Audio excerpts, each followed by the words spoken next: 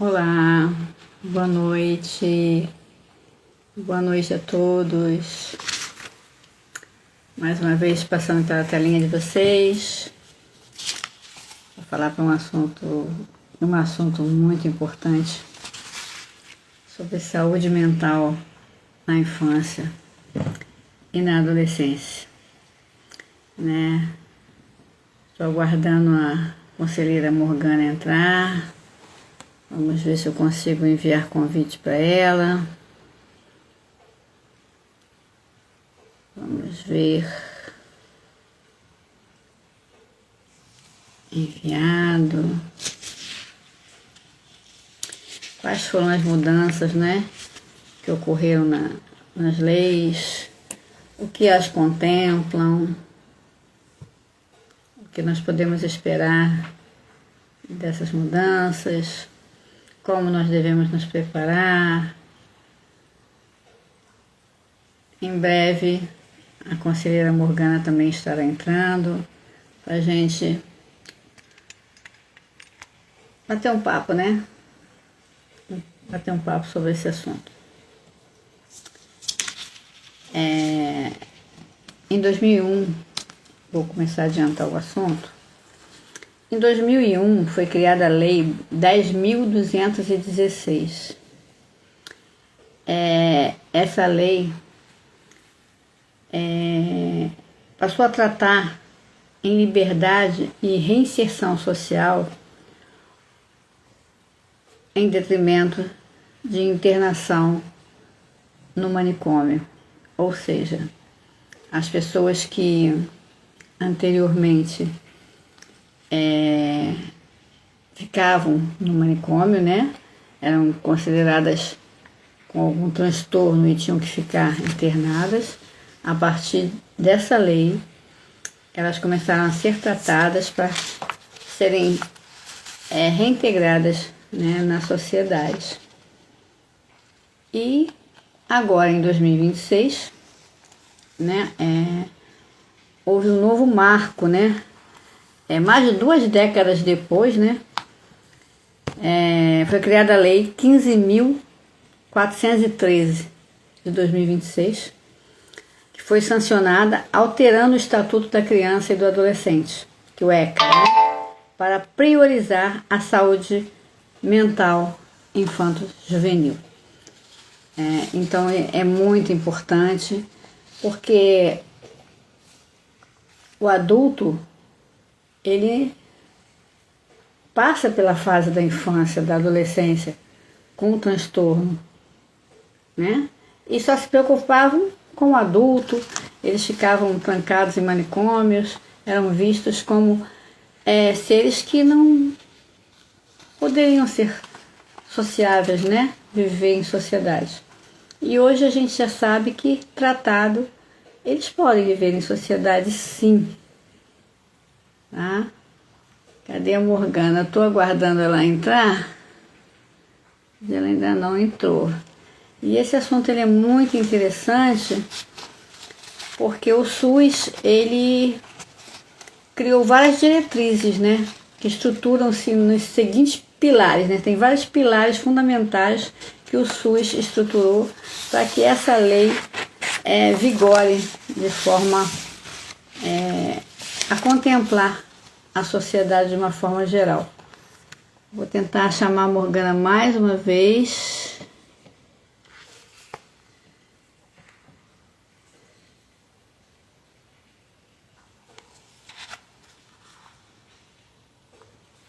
Não sei por que ela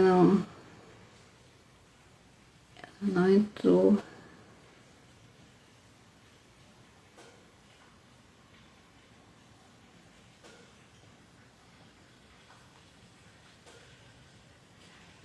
Ô Morgana, tenta entrar pelo convite, porque pelo link eu não estou conseguindo te colocar aqui ao vivo. A não ser que você clique aí em participar ao vivo. Aí eu tenho como te aceitar aqui.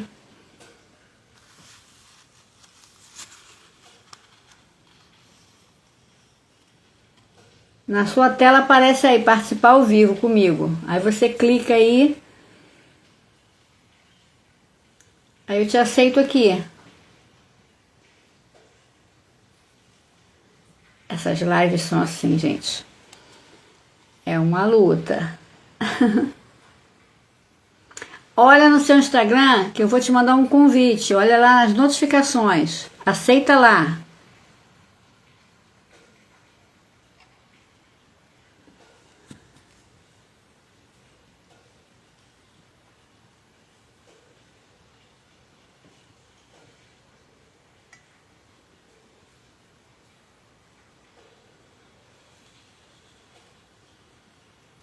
Parece que o link não está funcionando.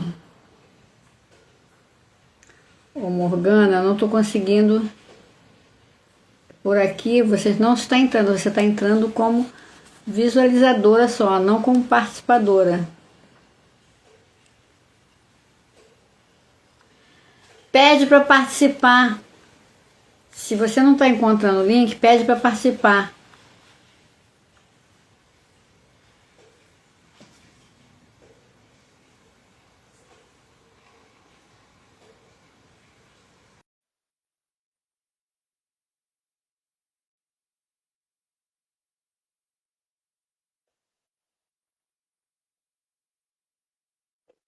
Um minutinho só, gente, enquanto essas pessoas vão entrando. É assim mesmo, trabalhar com a internet nem sempre ela nos favorece. Até porque por aqui está chovendo. Eu acho que agora ela vai entrar. Aceitei com o convite de participação dela. Morgana, já aceitei aqui.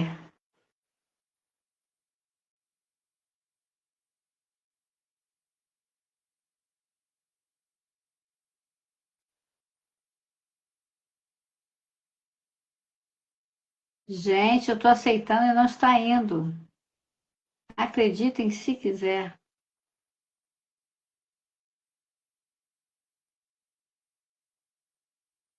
Vai entrar agora? Parece que agora foi, Morgana. Rapaz, que guerra é essa? Eu estava aqui comentando com o público que já está nos aguardando que trabalhar com a internet é uma luta, né? Eu já cliquei, cliquei, descliquei. Agora que chegou a mensagem, você solicitando para eu poder participar. Sim, até porque está chovendo, então a internet fica mais difícil, né? Eu estava comentando aqui, né, da primeira lei, que eu já mencionei, né, onde foi sancionado para que as pessoas fossem tratadas fora dos manicômios, né, e reinsercida na sociedade novamente, que agora, com a nova lei, né, que é a 15.413 de 2026, 2 décadas depois, né, é a preocupação, alterando o Estatuto da Criança e do Adolescente, preocupação com a saúde mental, em priorizar a saúde mental, porque um doente mental, ele inicia, né, na infância, né, a genética já vem lá, né, não adianta a gente se preocupar com o adulto, né? Na verdade, está me ouvindo bem? Perfeitamente. Na verdade, já existe a Lei 8.069 de 90, que é a lei do Estatuto da Criança e do Adolescente. Sim. No artigo 11, tá? Ele já diz assim: é assegurado acesso integral às linhas de cuidado voltadas à saúde da criança e do adolescente por intermédio do Sistema Único de Saúde, observado o princípio da equidade no acesso a ações e serviços para a promoção, proteção e recuperação da saúde. Então, essa lei, ela incluiu o artigo 11A. Tanto é que no Estatuto da Criança e do Adolescente de 2026 ainda não tem esse artigo. Então, com certeza, a próxima publicação já vai ser inserido esse artigo 11. Então, foi criado essa lei, a 15.000 que você falou, né? A 15.000 porque ela é tão nova. 15.413. Foi criada agora dia 21 de maio de 2026. Então, exatamente para poder enfatizar que as crianças também está sofrendo com esse comportamento, está tendo comprometimento na saúde mental, as crianças e os adolescentes. E no conselho, a gente tem visto isso de perto, certo? Então, a lei, como é que eu posso dizer? Ela amplia, informando que os profissionais precisam ser capacitados. Eu fiz até aqui um esboço que eu coloco que foi deferido, né? A nova norma reforça o pilar fundamental do cuidado comunitário junto à lei da reforma psiquiátrica, que é a lei número 10.216, né, de 2001, e a rede de atenção psicossocial, RAPS, que orientam o tratamento sem isolamento e contam com os centros de atenção psicossocial infanto-juvenil, que são os CAPS, né, como equipamento central. Entendeu? Exatamente. A atenção voltada para a criança de uma forma mais abrangente, né? Mas precisa ter esses profissionais, porque você já trabalha do outro lado, né? Você já trabalha do outro lado com a saúde mental da criança e do adolescente. Mas tem esse profissional que trabalha dentro dos equipamentos que precisam estarem preparados, né, com aquele acolhimento, quando a criança e o adolescente chegar nesses equipamentos. Inclusive, no artigo 11A, ele vem, além de ele enfatizar o que eu já acabei de ler no artigo 11, aí ele vem complementando para a prevenção e o tratamento de agravos de saúde mental. No artigo 11, fala proteção e recuperação da saúde.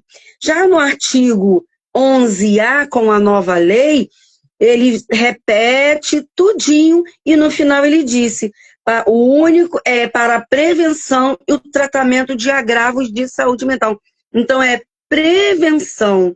Então, qualquer sinal, né? Qualquer sinal. Pilares, né, que estruturam. Exatamente, não esperar acontecer para depois socorrer, não é? Nós, como profissionais da educação, e no caso eu da saúde também, nós temos que, assim que identificarmos qualquer suspeita, né, já encaminharmos para que não haja, né, nenhum agravo, né? Eu vou até ler os pilares, porque, gente, eu tive que fazer aqui um esboço, porque é imenso, então, senão eu não conseguiria decorar tudo. Ó. Essas diretrizes estruturam-se nos seguintes pilares fundamentais. Esses são os pilares que estão dentro dessa lei, né, que o SUS aborda e que tem que ser colocado em prática, mas devido à demanda, nós temos que entender que isso é uma coisa que é passo a passo, né? Porque a demanda está muito grande e os profissionais têm que ser preparados para isso. Então, vamos lá. É a abordagem intersetorial, que são ações conjuntas entre as escolas e a rede de atenção psicossocial, chamados RAPS, né? Que garantem o fluxo adequado de encaminhamento para profissionais de saúde. O atendimento integral, o SUS é obrigado a promover atenção psicossocial básica e especializada, além de atendimento de urgência, emergência e internação hospitalar, se for o caso, né? Acolhimento à vulnerabilidade, isso é muito importante. Garante recursos terapêuticos gratuitos e subsidiados para crianças e adolescentes em tratamento que estejam em situação de vulnerabilidade. E outra coisa muito importante que a gente fala sempre, mas que está muito difícil da gente ver, né? Que é a capacitação profissional, né? Obriga a formação de profissionais atuantes na área da saúde para identificar precocemente sinais de risco e automutilação. Por que eu falo que está muito difícil da gente ver? Porque não é a gente fazer uma formação e parar por ali, achar que está tudo certo, não. Nos dias em que nós estamos vivendo, com tantas mudanças, né? Neurociências aí, a neuroplasticidade, a genética, nos mostrando várias descobertas, né, junto com a tecnologia, que nós temos que ser eternos estudantes, para que nós possamos ajudar a quem aparecer diante de nós, né? As diretrizes de proteção escolar e saúde mental orientam a criação de ambientes seguros nas escolas. Elas exigem a integração entre a educação e a saúde, a escuta ativa da comunidade, a prevenção à violência e, com a atualização da NR1, o cuidado ativo com a saúde mental dos professores e funcionários. Fala um pouquinho da NR1, o Meg. Sim, porque a partir de maio de 2026, né, é obrigatório os estabelecimentos, né, terem um profissional de saúde mental que trabalhe com a NR1 para perceber riscos, né, dos profissionais também, porque eles também sofrem, porque eles ficam assoberbados com carga horária, com a carga emocional, que gera ansiedade, gera burnout, várias coisas. Então, o profissional da NR1 está ali justamente para atendê-los e verificar, observar, antes que eles tenham que pedir afastamento. Sim, e dentro do Conselho Tutelar, acontecem muitos atendimentos que se estende para a família. Sim. Quando chega para a gente, a criança que está com a saúde mental comprometida, às vezes a família nem tem conhecimento, às vezes é descoberto ali dentro do Conselho Tutelar. Em meio à conversa dentro do Conselho Tutelar, eu estou frisando mais dentro do meu trabalho, entende? Sim. Que às vezes a família solicitando eu vim solicitar se tem como o meu filho possa ser atendido pelo psicólogo. Aí a gente começa a perguntar o porquê, começa a conversar com a família para entender o porquê que aquela família, aquele responsável, está solicitando um atendimento com um psicólogo dentro do Conselho Tutelar. Frisando bem que o Conselho Tutelar ele não faz atendimento clínico, é somente uma triagem. A psicóloga que temos dentro do Conselho Tutelar, ela só faz uma triagem do que a criança necessita e ela faz o encaminhamento para a rede. Então, a princípio, quando a família chega solicitando um atendimento psicológico, a gente realiza esse atendimento, a psicóloga do conselho realiza esse atendimento, para poder ali ela descobrir, não sei se é o termo certo que eu estou falando, para entender o que está acontecendo com aquele adolescente, com aquela criança. E ali é descoberto uma conversa com a psicóloga, aí a psicóloga consegue identificar que tem ali uma saúde mental comprometida, um emocional abalado, e se estende à família. Por outro lado, às vezes chega a família com uma criança ou um adolescente com a saúde mental comprometida e a família também está sofrendo a mesma, porque se estende, né? Porque não consegue dar conta. Eu me lembrei de muito forte de uma situação que eu atendi até ano passado, que não cabe comentar aqui, porque é muito forte mesmo, e até o pai já não sabia mais o que fazer. Então, até ele também já estava com o emocional dele comprometido. Então, é muito sério, porque quando a criança tem um comportamento diferenciado do adulto, o que acontece? O adulto acha que é manha, acha que é... Isso eu vivo lá no conselho, quando chega. Falei, você já parou para pensar que pode ser isso, pode ser aquilo. Não, é manha, é pirraça, não é. Hoje, infelizmente, eu fui orientar uma jovem mãe, jovem mesmo.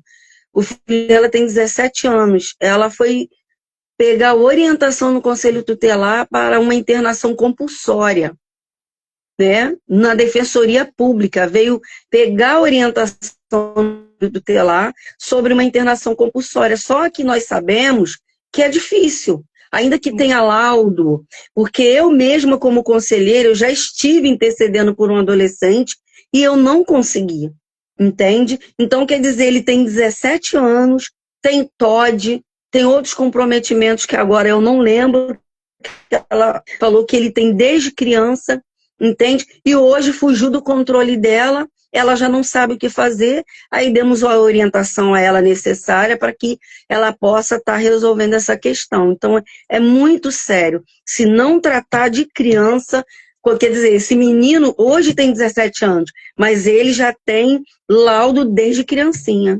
E é aquilo, né? Por exemplo, você falou do TOD, né? O TOD geralmente não vem sozinho, né? Uma criança com TOD, de acordo com o tipo de ambiente que ele está inserido, a família, se é uma família desestruturada, por exemplo, e ele não tem um acompanhamento, o que esse adolescente vai ser no futuro, né? A tendência é o quê? Ele não respeitar ninguém, ele achar que ele é autoridade, e daí você sabe que todo excesso esconde uma falta. Qual é a falta que ele tem que não foi tratada, junto com esse TOD, né, que já agrava muito mais essa falta. Então, eu costumo dizer para todas as pessoas quando ficam apontando, criticando, eu falo, gente, não aponta, não julga, não critica, porque ninguém nasceu do ventre para ser bandido, para ser agressor. Ninguém nasceu. Algo aconteceu na trajetória, ou dentro do ventre, ou no nascimento, ou na primeira infância, ou na segunda infância, que tornou essa criança assim. Mas ninguém nasce agressivo, ninguém nasce para agredir, para matar. Esse não é um instinto humano, né? Isso é o decorrer da vida e tem que ser detectado, né? Os profissionais na escola, automutilação, eles têm como identificar. Eles conhecem a criança, eles percebem quando a criança está diferente. Os pais também, a criança era de um jeito, aí a criança do nada começa a ficar muito calada, muito isolada, ou muito rebelde, mas uma mudança assim, de uma hora para outra. Você tem que ficar atenta, não só por algum transtorno, mas por abuso também. Né? Você falou algo. Também não tratado vai gerar um transtorno, né? Você falou algo sobre a escola, né? Então, a escola ela tem que ter aquela função de acolhimento e pertencimento. Transformar a escola em um refúgio seguro, após episódios, como você mesmo falou, traumáticos, promovendo a escuta e a reconstrução de vínculos. Precisa criar protocolos na escola, exatamente para identificar sinais de sofrimento como você mesma já falou, automutilação, o bullying, porque não é só os alunos. A ficha socioemocional. Toda criança na escola deveria ter sua ficha socioemocional. Essa ficha preenchida não só com perguntas aos pais, mas com observação de um funcionário que tenha sido contratado, que seja profissional da área de saúde, da psique, que consiga interpretar através de brincadeiras, de desenhos, de conversa, de N ferramentas que nós temos, para já ter o perfil daquele aluno. Entendeu? Mas, por lei, tem que haver psicólogo nas escolas, por lei, entende? Então, cada escola tinha que ter um psicólogo, tem que ter, porque está na lei. Infelizmente, a demanda é muito grande, ainda também que tem esse psicólogo na escola, não vai conseguir dar conta, né? Porque está crescendo assustadoramente, porque até os funcionários precisam também Porque desse até os filhos dos acolhimento. funcionários também estão passando por isso. Então, os funcionários sofrem por assistir na escola, sofrem em sua família. E uma coisa que, já que nós estamos falando de criança aqui, eu gostaria de deixar para quem está nos ouvindo, para quem vai nos ouvir, que é muito importante e as pessoas não prestam atenção nisso. A criança, ela não aprende você falando. Repara só, você tem um bebê, você quer ensinar ele a dar tchau, a mandar beijo, como é que você faz? Dá tchau, você fica fazendo assim e ele te imita. Então a criança, ela aprende por imitação. O que eu estou querendo dizer com isso? Tudo que você fizer, ele vai imitar. Então depois você fala assim, mas não sei por que essa criança é assim. Mas como que você a tratava? Você tinha um relacionamento familiar, né, com o marido, ou com outros irmãos, ou com os outros parentes, ou com vizinhos, tudo que você fizer que aquela criança olhar, vai ficar registrado. Ela não aprende você falando. Com um exemplo didático, né? A pessoa fala palavrão o tempo inteiro e diz para a criança assim, não fala palavrão. Aí a criança chega uma hora que diz para ela assim, mas você fala. Por quê? Porque a criança repete. O ser humano, ele aprende por repetição. Às vezes você não sabe fazer algo, até adulto mesmo. O que você faz? Observa alguém fazendo e vai lá e reproduz, não é assim? Assim é a criança. Então nós temos que ter um olhar atento para a criança, no que nós estamos falando, como nós estamos conduzindo, até dentro de uma sala de aula.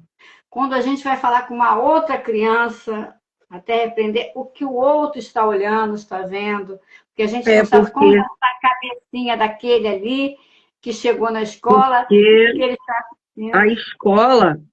A escola ela é uma grande parceira da gente, né, do Conselho Tutelar, da gente que eu falo dos conselheiros, porque a escola é a primeira a identificar que alguma coisa está acontecendo.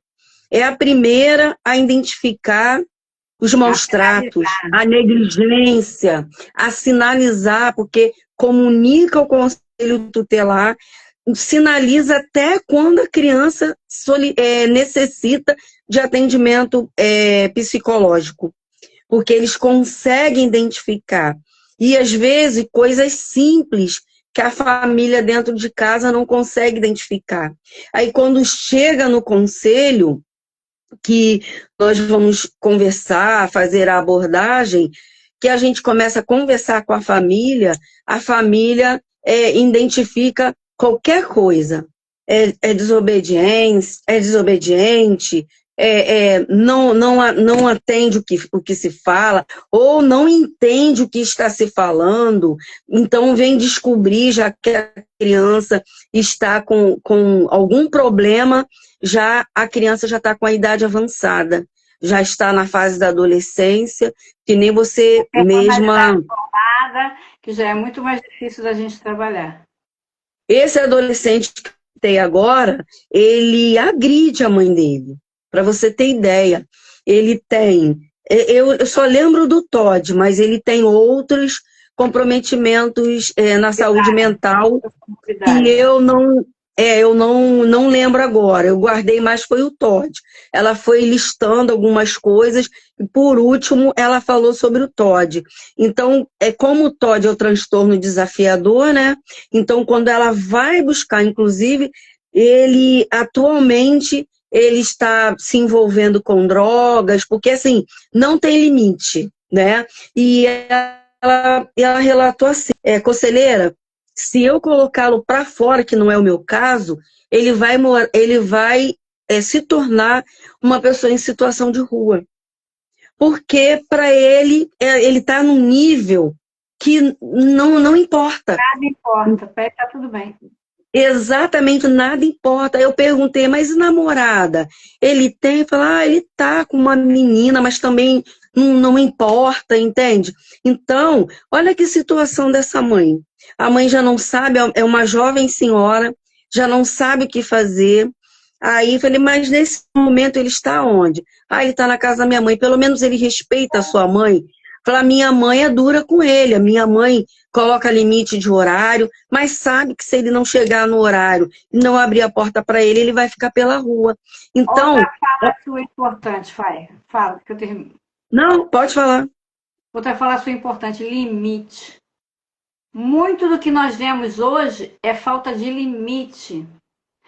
Aqui eu recebo mães que sentam, às vezes vem o pai, às vezes vem sua mãe, e aí começa a falar da criança, falar, e eu fico olhando, ouvindo. Aí depois eu pergunto para eles assim, mas quem é que cria essa criança? Porque se você não dá limite, se você não frustra, se você não castra, a criança vai crescer achando que ela pode tudo, que tudo que ela quer ela vai ter, que ela manda e você obedece. Porque às vezes para você fazer o seu serviço, o que você faz? Você dá o celular para ela brincar. Não, mas porque se eu não der o celular, eu não consigo fazer nada. Ué, antigamente, que a gente criava 2, 3 filhos sem celular e tinha que fazer tudo. É mais difícil? Sim. É mais complicado? Sim. Mas aí você está realmente criando uma criança dentro dos parâmetros da normalidade. Agora, você tem que pegar uma criança de 2, 3 anos, até de 1 ano que eu vejo, e dar um celular para distrair a criança, para você poder fazer as suas coisas, você está destruindo, ao invés de construir um cidadão, você está destruindo um futuro cidadão. E Agora aí vem você já reparou? Agora você já reparou? Toda live que a gente faz, eu acho que já é a 3ª ou 4ª live, a gente no final termina falando do celular. Por quê? É o maior. Eu não sei se eu cheguei a comentar. É o vilão do momento. Não sei se eu cheguei a comentar na outra live que eu assisti uma palestra com o sobrenome dele é Fortes, eu esqueci do primeiro nome, que ele é médico ebiatra, ele é médico de adolescente. Então, da vez que eu participei da capacitação dele, da palestra dele, ele falando sobre o pivô da saúde mental. O pivô da saúde mental são as telas. Entende? Então. Ondas, né? E os responsáveis, no artigo 21 e 22 do Estatuto da Criança e do Adolescente, diz que quem manda é ele. É o responsável que manda. Ele é a autoridade da casa. Ele é que vai dizer a hora que vai usar o celular. É ele que vai tomar o celular da mão do outra coisa importante, a hora que vai utilizar o celular. E você, como conselheira tutelar, você aconselharia uma criança de 2, 3, 4, 5 anos ter o celular, independente da hora? Para mim, só a partir de 12 anos teria celular.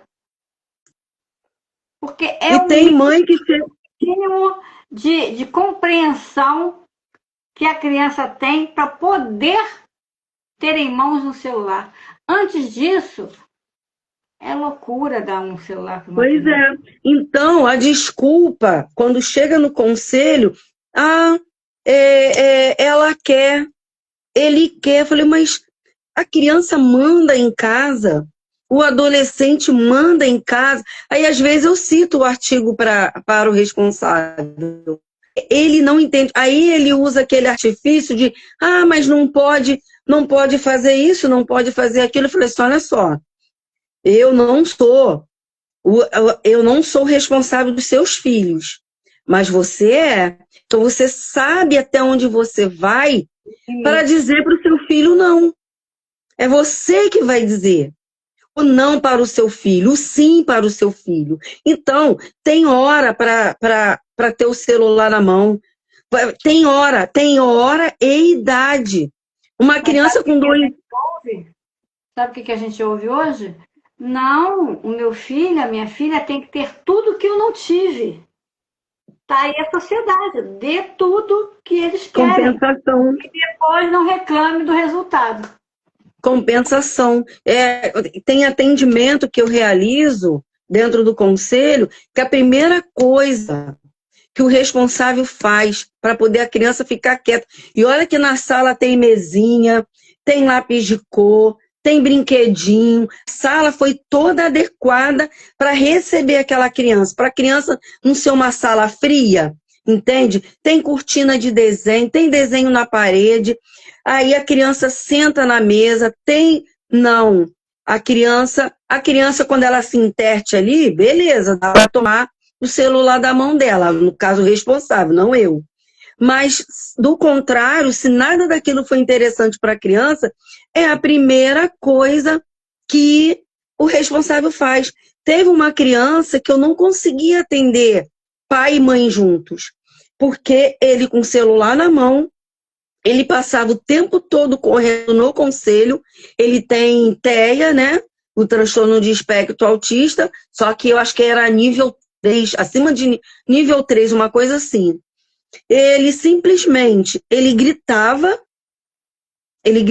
dentro do conselho com o celular na mão e o pai correndo atrás dele dentro do conselho. Aí, a menina... triste de se ver, né? Pois é, aí a menina sentou com o celular na mão, o menino com o celular na mão e a menina com outro celular na mão. O menino correndo e o menino correndo e a menina sentada no não consigo coisar. Eu tava querendo dar boa noite aqui para a amiga que entrou e o menino... Você vê essas crianças assim, focadas em telas, aí você pega um texto, pede para ela ler um texto de 5 linhas, assim, 2 parágrafos. Lê, me conta o que você entendeu. Não sabe. Escreve o que você entendeu. Não sabe. É isso que as telas estão fazendo. A menina de 4 anos... Os seres estão deixando de ser pensantes, de ser reflexivos para serem robóticos. Naquele negócio de tela. Aí a menina de 4 anos, até então, eu não sabia também que tinha TEA. Aí a menina sentada, oi, qual é seu nome? Ela de cabeça baixa, olhando para o celular. Falei assim, ela também tem TEA? Ela tem. Aí não quis falar comigo, o tempo todo com a cabeça encurvada no celular, não quis dizer o nome dela, não quis falar comigo. Aí depois eu fiquei a sós com a mãe. E comecei a conversar com a mãe. Falei, mãe, não significa que não possa colocar limite. Não significa.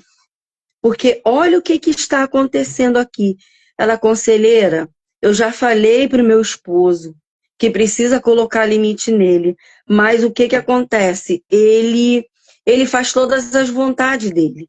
Falei, você quer que eu chame o seu esposo para conversar? Ela, não, eu prefiro que não.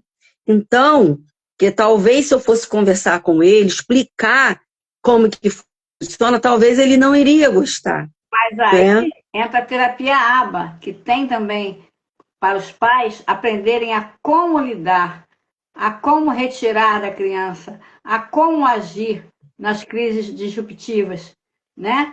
Tanto nós profissionais, né, que estudamos e temos a prática da terapia ABA, quanto tem cursos também para pais aprenderem a lidar. É muito mais fácil dar o celular, ficar correndo para um lado para o outro, do que estudar e dar uma criação melhor para o seu filho. Tem tantos médicos, tantos profissionais aí que são terra. Sim. Cuidado. Sim. Vai levar uma vida normal. Tem jogador de futebol, né? Tem vários exemplos aí, mas precisa de quê? Você é um exemplo, gente. Você é um exemplo. Tem muita gente que não sabe, gente. Eu sou autista aí. Pois é. Então, você é um exemplo. Entende? Então desculpa se eu te revelei agora. Não, tem muita gente que já sabe, tem novos que não sabem, entendeu? Então, a pessoa com o tratamento, né, fica com sucesso, estuda, se forma, e que ninguém diz. Isso eu estou falando mais do nível 2, do nível 3. Eu sou o nível 1, né, mas é porque altas habilidades passa quase desperceptível. Né? Tenho foco em estudar, hiperfoco em estudar, né? Mas é só um exemplo para que as pessoas vejam que tem saída, que tem solução. E na época que eu nasci, não tinha terapia, não tinha nada disso, ninguém nem conhecia transtorno do espectro autista. Só diziam que eu era diferente. Diziam até que eu era metida, antipática. Por quê? Porque eu era no meu canto, mais reservada, entendeu? Não era de muito ficar falando, mas não era nada disso, né? Não Então, sai de casa, né? não gosto muito de ficar saindo, de badalando Pois para lá e é. para cá, entendeu? Eu sou mais... Mas aí, uma excelente profissional, entendeu? Criou seus filhos, entende? Então, nada é impossível. A Sim. pessoa, se o responsável descobriu que o seu filho, por um indício mínimo, né? Por indício mínimo, a criança, ela tem algum, é diferente, seu filho é diferente. Começa a prestar atenção, porque muitos pais não gostam dessa fala. O seu filho é diferente.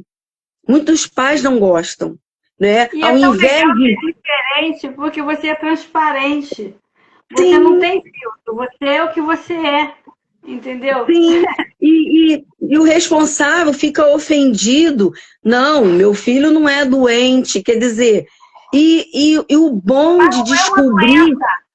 A neurodivergência não é uma doença, é só um funcionamento do cérebro de forma diferente. O meu cérebro não funciona da mesma forma que o seu cérebro, mas não, todos dois funcionam e são capacitados. eu estou reproduzindo o que eu escuto. Ah, sim, sim. Entende? Eu estou reproduzindo o que eu escuto, até como professora e como conselheira tutelar, porque eu já tive aluno que os dois eram irmãos, há muito tempo atrás, os dois eram irmãos. O mais velho, ele tinha um comportamento totalmente diferente. E na época eu fazia pedagogia, e eu fazia muito estágio. Eu ia para capacitação, eu ia para o centro do Rio, já participei de capacitação até dentro do antigo Pinel, que tinha ali em Botafogo.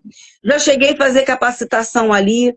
Então, na época que eu já tinha um pouquinho de entendimento, eu chamei o pai e eram dois irmãos. Um era tranquilão, calmo, e o outro já era o quê? Era um tremendo artista. Era um tremendo artista. Ele pegava a massinha, ele transformava a massinha em obra de arte, tá? Desenho, ele desenhava que era uma maravilha, entende? E Mas todo inteligente, autista é talentoso, né? Tem no seu próprio. inteligentíssimo, mas de comportamento ele tinha algo diferente. Aí chamei a mãe entendeu e concordou. Quando ela passou para o pai, não, o meu filho não é doente. E isso, aí tirou o mais velho da escola e ficou o caçula. Aí o caçula foi evoluindo dentro do limite dele, o mais velho foi para outra escola. Quando foi para outra escola quis chamar até o conselho tutelar da família. Porque entendeu era família e não era família. Sim. O E nós estamos problema de numa fase, numa época, em que o percentual de autistas está aumentando tanto que vai chegar um tempo que só vai ter autista. Então, aprendam a lidar com os autistas, se especializem, porque pois não é é, porque eu desejo, não é isso não. É porque isso é estudo científico mesmo, que a probabilidade está só dobrando, dobrando, e todos têm que estar capacitados para saber identificar e lidar, entendeu? com uma crise disruptiva, saber o que fazer, como fazer, para O acalmar. looping, né?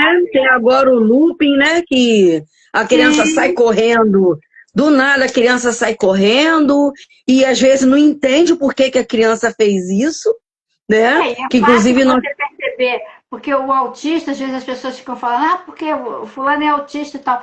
A parte da socialização do autista, toda ela tem que ser comprometida para ser considerado um autista.